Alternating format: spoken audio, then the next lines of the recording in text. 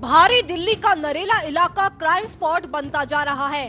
ताजा मामला नरेला के होलंबी मेट्रो विहार में होली की रात का है, जहां एक 23 साल के बंटी नाम के लड़के को 10 से 12 लड़कों ने चाकू से गोदकर मौत के घाट उतार दिया। मृतक लड़के का कसूर सिर्फ इतना था कि वो पानी भरने के लिए गया था। मृतक की बहन ने बताया कि उसका भाई बंटी घर के पीछे वाली गली में पानी भरने गया था। वापस आकर उसने बताया कि मुझसे कुछ लड़के झगड़ा कर रहे थे और वापस चला गया। फिर वो सब भी बंटी के पीछे पीछे गए। गली में पहले से ही कुछ लड़के खड़े थे जिन्होंने नशा कर रखा था। सलाउद्दीन, क्यामुद्दीन, अमित भी खड़े थे। सलाउद्दीन ने उसके भाई को पकड़ा तो अमित ने उसे मारना शुरू कर दिया। इसी दौरान क्यामुद्दीन ने चाकू निकालकर उसके भाई को मार दिया। घायल को अस्पताल में भर्ती कराया गया, लेकिन इलाज के दौरान उसकी मौत हो गई। होली की खुशियों के बीच इस तरह का मामला सामने आने से पूरे इलाके में सनसनी फैल गई। सर, मेरे भाई का मर्डर हुआ है कल शाम को 6 साढ़े 6 बजे के करीब। भाई गया था शाम के टाइम पानी भरने। होली था, लड़ाई होती है, इसलिए दिन भर उसको हमने घर में रख रखा था। सब थे, मेरे 3 भाई हैं, तीनों को घर में रख रखा था। शाम को पानी खत्म हो गया था, पानी लेने गया था तो वहाँ पे लड़कों ने बदतमीजी की, गाली वाली दे रहे थे, पी खा रहे थे वो लड़के। पी खाने के बाद उससे बदतमीजी कर रहे होंगे और उसकी शर्ट भी, हाथापाई में उसकी शर्ट भी फाड़ दी और उसे मारा भी है। फिर वो घर पे बताने आया है भाई मेरा, फिर उसको घर पे भी आके मारा है। फिर ये लोग यहाँ से भाग के गए, हम लोग सारे। तो मेरा भाई सबसे आगे था।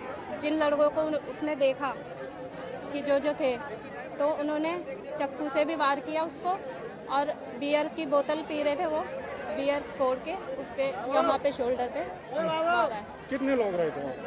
कम से कम 10-15 लड़के थे। पुलिस ने पहले तो मामला दर्ज करने से ही मना कर दिया था। उसके बाद लोगों ने जाम लगाकर प्रदर्शन किया। प्रदर्शनकारियों का कहना है कि जब वे इस पूरे मामले की शिकायत करने पुलिस थाने गए तो पुलिस ने उन्हें ये कहकर भगा दिया कि मेट्रो विहार में ये रोज का काम है। लेकिन अब इस मामले में एफआईआर दर्ज हो चुकी है। पुलिस आरोपियों की तलाश में जुटी हुई है। वहीं मृतक के परिजनों का आरोप है कि पुलिस हथियारों के साथ मिलकर मामले को रफा दफा करने में लगी हुई है।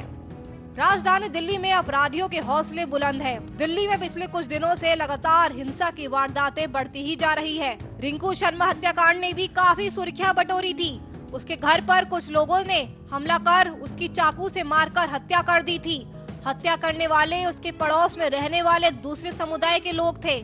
परिवार वालों ने आरोप लगाया था कि धार्मिक समारोह का आयोजन करने और उसमें बढ़ चढ़कर हिस्सा लेने की वजह से दूसरे समुदाय के लोग उससे दुश्मनी रखते थे। जबकि स्थानीय पुलिस ने जांच के बाद बताया था कि घटना वाले दिन पड़ोस में रहने वाले एक युवक ने रिंकू की पार्टी के दौरान विवाद हो गया था।